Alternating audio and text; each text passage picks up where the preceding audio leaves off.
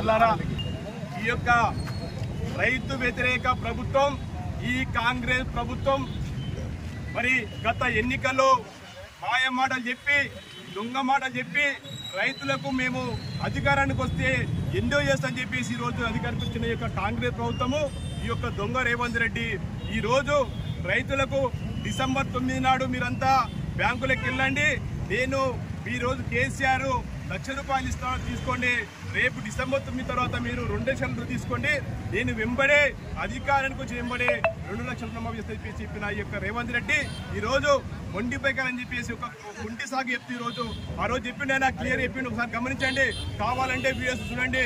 ఏదైతే మొండి బాకీలు ఉన్నాయో అవి కూడా నేను ₹1 లేకుండా రైతులకు రుణమాఫీ చేసి చెప్పిన ఈ యొక్క సీఎం రేవంత్ రెడ్డి ఈరోజు మాట చెప్తా ఉన్నాడు.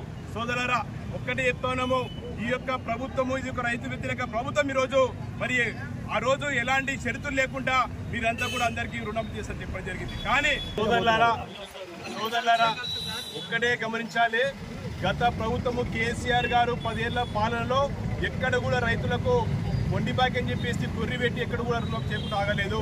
ఆయన చెప్పిన మాట ప్రకారము ప్రతి ఒక్కరికి ₹1,00,000 రుణమాఫీ చేయడం జరిగింది.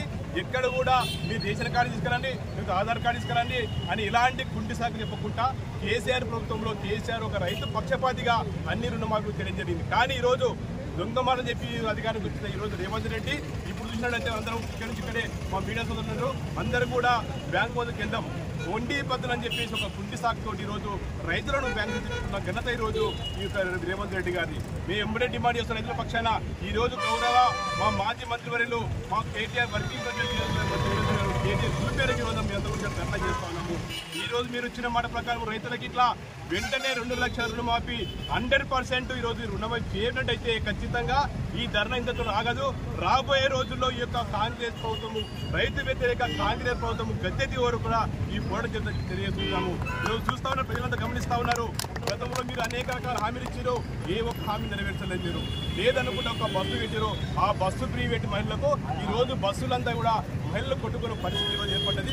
సోదరులు గమనించండి, మేము అధికారానికి వస్తే ఈరోజు కేసీఆర్ మన కళ్యాణ లక్ష్మి ₹1,00,000 ఇస్తా ఉన్నాడు, ప్రభాకర్ గారు అన్నాడు. కానీ ఇప్పుడు ఇక్కడ ఇచ్చినవన్నీ ఎప్పుడైతే కదనుకున్న కేసీఆర్ ₹1,00,000 చెక్కులే ఈ రోజులు ఇస్తున్నారు తప్పితే ఇక్కడ ప్రభాకర్ ఇవ్వలేదు. మహిళకంతా కూడా నేను అధికారానికి వస్తే నెలకు 2,500 ఇస్తున్నాము, మీరంతా కూడా కూరగాయలకు ఇబ్బంది పడకూడదు, ఎక్కడ పడద్దు, నేను 2,500 ఇస్తున్నాడు. ఎక్కడ 2,000 ఇచ్చిండు. ఈరోజు నిరుద్యోగ వృత్తి అన్నాడు, నిరుద్యోగ వృత్తి ప్రతి పేద ఒక విద్యార్థి ఈరోజు నిరుద్యోగ విద్యార్థి ₹4,000 ఇస్తున్నాడు.